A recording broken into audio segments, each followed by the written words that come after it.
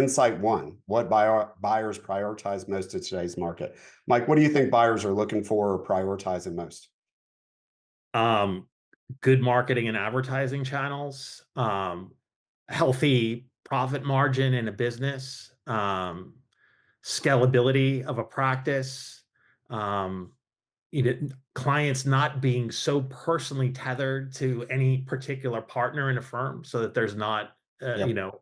exit doesn't damage financials. So I think those are all things that they prioritize. The number one question I think we get from a lot of buyers that they're going to ask sellers is, where do your clients come from? And if you can tell that, this is where like you have that knowledge as a seller, right? That my clients come from here, and you either aren't in that seat of the relationship with those clients or referrals or the marketing are so tied to you, that's an attractive practice because the buyers see it as easier to transition, less on you as the seller to stay with them and align and work for the next 12, 24 months with them. We do those deals all the time, but they're looking for that scalability. They're looking for those practices, as Mike noted, for the client, relationship and the systems and hopefully the team you've built. And that strong brand from there. Mike, insight two, best practices for client and staff transitions. So just a couple quick takeaways on Sure. this of what we've seen work really well. So, part of it getting your staff mentally prepared for transfer and doing it at the right time, not the first not the first buyer that comes to the door, second buyer, and getting them all excited that this is going to happen, because a lot of transactions, they'll fall apart. They just will. That's just what happens. You have to go through due diligence, etc. But when the time is right, when there's a letter of intent in place and things are moving forward, is to start talking to the staff about why the acquisition will be advantageous for them. Maybe it's a larger buyer that will have more attractive 401k plans or can pay better salaries, etc. It's the seller can articulate that they've had their social interactions prior to putting stuff on paper, and that they're of similar mind in terms of culture, and there's not going to be tons of disruption with the new buyer, that it's been handpicked. And part of it also is how this is couched to the public, the acquisition is couched to the public, so couching it as really a merger, an opportunity. So that also helps maintain client base and can give the staff a lot more assurance that clients aren't just going to defect when this happens. So Yeah, those are some all of things. our deals that we would encourage you to do are transition-based sales, which means you as a seller are going to stick around for some period of time in some role, right? Doesn't mean you're doing what you did before. You may just be a goodwill ambassador and be able to walk around with coffee and be happy and introduce and whatever else. But at the end of the day, it's really, as Mike notes, it's continuation. So we love in the market and to our team that, look, this is really exciting as an opportunity to continue the great things we've been doing, right? To align with another, great owner, another great firm, right? To merge together and do more. And to the clients as well, clients are usually fearful that, they have to go find another attorney or another law firm. So getting to them and encouraging them once the deal is signed, right? Go through the ethical requirements of notifying, but notifying them in a way that you're excited. I mean, you handpicked this buyer, right? And you're excited to do that. And I think, as Mike already noted, when you introduce the team to potential buyers is usually when it's papered and signed, like not before, right? We've had that a lot of times, like, oh, I've welcomed them in and, they met everybody. Well, that was your first meeting. You shouldn't have done that, right? Because confidentiality is key. There's no guarantee that the deal is going to go forward. So it's really, having your team see that you chose this with them in mind. And the last piece I'll put on this insight is, sometimes the number one concern from our seller is, I want to make sure, like my team, my paralegals or whatnot, who want to keep working for another 5, 10, 15 years, like they stay employed, but I want to exit and retire. Well, usually that's the number one concern of the buyer is, if you're going to leave as a seller, they want to make sure your team, who also knows the clients, the relationship, the systems, stay on board. So including them and really going through that is key. Mike, insight three. Sorry, jumping around, but key valuation drivers for 25. What are we looking at? I kind of already hit it on the three key pieces that I look to. Anything to add to that? Scalability of practice, processes and procedures, uh, you know, marketing and advertising. I would say also the facility with which goodwill can be transferred, or a deal that's well structured. Being able to um, actually make a deal where goodwill will transfer. I think those will really determine.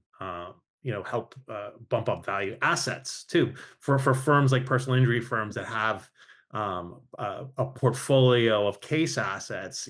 Quality assets are also a driver in valuation. So I will tell you, buyers are looking for good profit, right? They're looking for great systems. They want you to be, as an owner, that you've delegated and elevated your way into that owner seat, but they are looking for good, profitable firms, which is why, Mike, where does everything start when we, work with clients entering the marketplace? Evaluation, right? Just to know what's the profit, because buyers are going to look at that. You may not, but buyers are going to want to look at not just your revenues, but really the profitability and the normalized profitability, which is what we go through in valuation.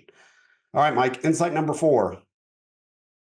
structure to meet personal and financial objectives. Well, this harkens back to what we talked about at the beginning, is that not all sellers are just looking for the highest dollar amount for their deal. They're looking for a number of different intangible things that need to be discovered through conversations. So we structure deals. Maybe they're not ready to retire. Maybe they still have a lot of energy. They just want to take chips off the table. So you can structure a deal where they get upside for exceptional performance if they transfer goodwill effectively, and future performance doesn't just mirror past performance, or it's somewhat better than past performance, but where they blow it out of the park. Well, you can reward that seller. And so the envisioned $2 million purchase can wind up being 3 million or 4 million for that seller, because they do a stellar job of moving everything over once they get to your platform, and really marketing and putting themselves in that seat. They've taken off several things off their plate. They're no longer operating the firm. They get more time for that. They no longer are required to practice law anymore. They get more time for that.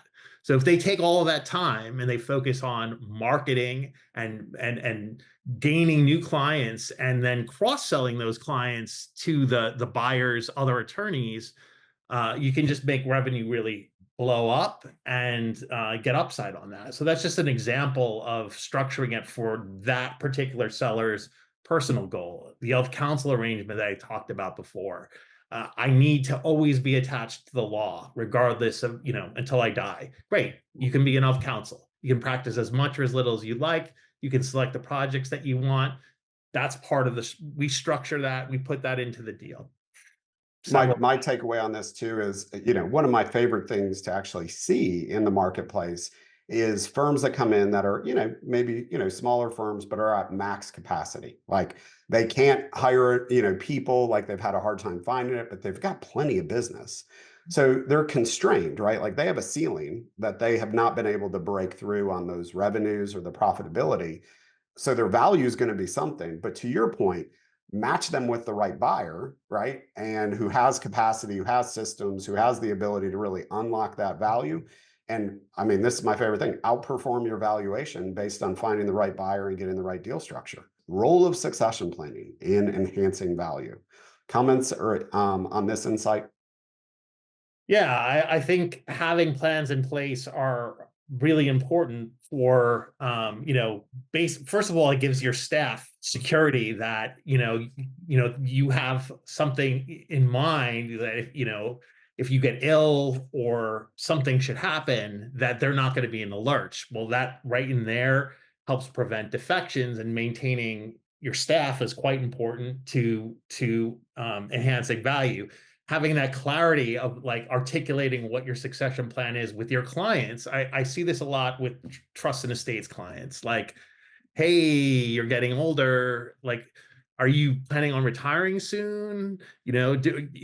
they're concerned about their estate's attorney, what they're going to be doing if that attorney retires. I think if with well articulated plans in place and planning for eventualities, you have less likely less chances of having client defection. You preserve value that way. Yeah, and succession planning doesn't have to be the full plan. It doesn't mean you've implemented the next ownership, anything else. It can really be going through steps. One of my favorite books, Traction, talks about delegate to elevate. And that really is if you can move yourself, further and further into an owner seat where you're doing less of this, right? And somebody else is doing that. It's great disaster planning. You're a malpractice insurer, and the state bar will love you for it, but also it puts you in a position once you've done those things to really get to a more sellable, a more valuable practice, right? The further you are along in succession planning, the more sellable your practice is because you've really started to remove it being all about you as the seller to, hey, I've got a team and I've got some systems. They're not all perfect, they never are, but you get to that point where you can really explain to the buyer what still needs to be done to transition. So starting succession planning definitely will help you be a more sellable, better terms, higher value practice overall. Also, just let us know if we can help you make a deal. Like that's the biggest thing is, if you match with a buyer or match with a seller, like we're here to help make that deal happen if it's meant to happen, right? We work, as Mike said, deal nerds, right? Like our goal is to actually see that and get excited about it to make sure it's a win-win on the financial, the succession, check all the boxes to do that. So if we can help, click the QR, shoot us a reply, a message, anything else, we'd be happy to do so.